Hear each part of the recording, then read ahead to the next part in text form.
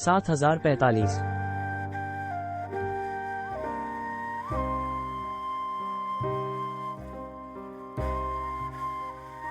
False.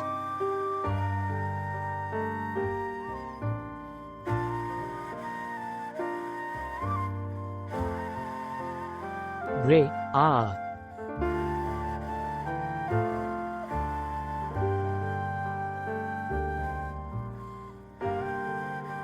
क्या हुआ बेटी?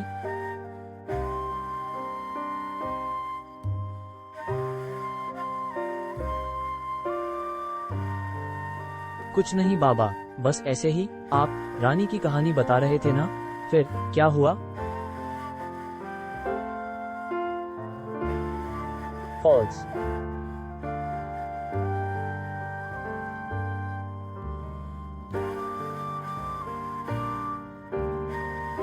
हाँ, तो करीब 50 साल हो गए इस बात को। यहाँ के राजा को एक नौकरानी से प्रेम हो गया और वो उसे शादी करना चाहता था, जबकि पूरा राज परिवार इस बात से नाखुश था।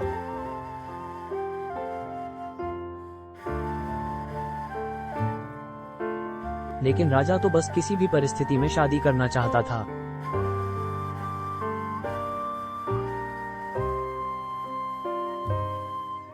और इस शादी से वहां की जनता बहुत खुश थी, क्योंकि वो सच में उस नौकरानी को रानी के रूप देखना चाहते थे।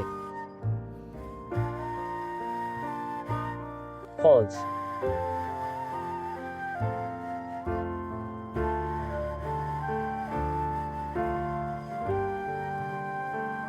आके कई दिनों बाद को सीजे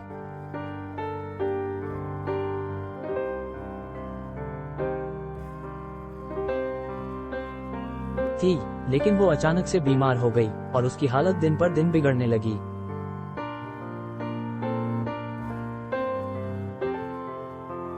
इस बात से परेशान राजा ने अपनी पत्नी की रक्षा के लिए देवी की आराधना की।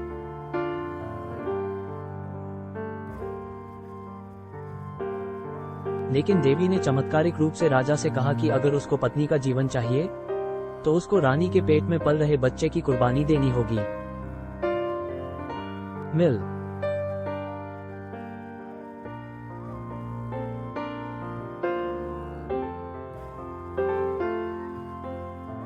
अरुण।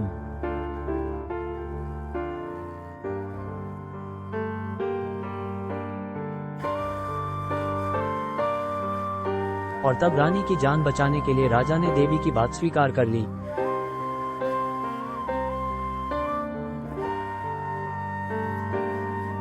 फॉल्स।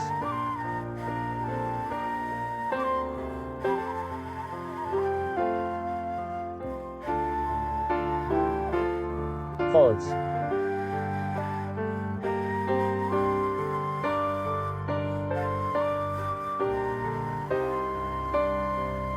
अगले ही दिन एक औरत कहीं से आती है और एक औषधि बनाकर रानी को पिलाती है और रानी पूरी तरह से स्वस्थ हो जाती है और फिर रानी एक बहुत ही सुंदर बच्चे को। फॉल्स।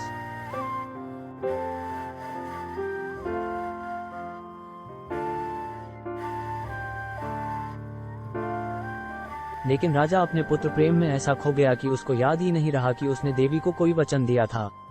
वो अपने पुत्र को देवी को समर्पित करने बजाय उसके साथ जश्न मनाने। फॉल्स।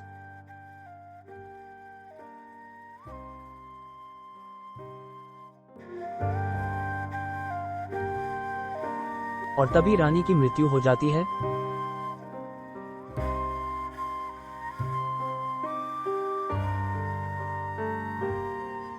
अनु।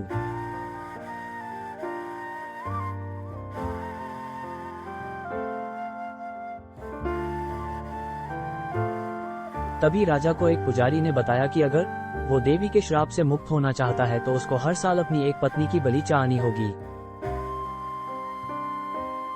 060।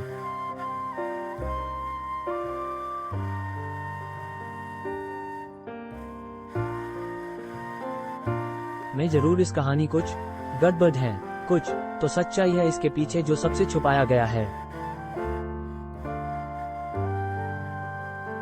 आखिर देवी ने बच्चे की बलि क्यों मांगी और राजा ने आखिर बच्चे की जगह रानी की बलि चढ़ानी क्यों शुरू कर दी? ये एक ऐसा रहस्य है जो मैं सिर्फ राजमहल में जाकर ही समझ सकती। भले ही मेरी जान क्यों न चली जाए, पर मुझे इस रहस्य की जड़ तक पहुंचना है। मेरी बलि भी अगर दी जाए तो वह इस साम्राज्य की सबसे अंतिम बलि होगी। अहमनी लेखक रीमा गोस्वामी दास, स्क्रिप्टिंग और एडिटिंग सकीना लिम्बडीवाला, स्टोरी बोर्ड और इंकिंग आर्टिस्ट तनेज भांडे, कलरिंग आर्टिस्ट चिराग सुल्तानिया, लेटरिंग आर्टिस्ट फॉल्स।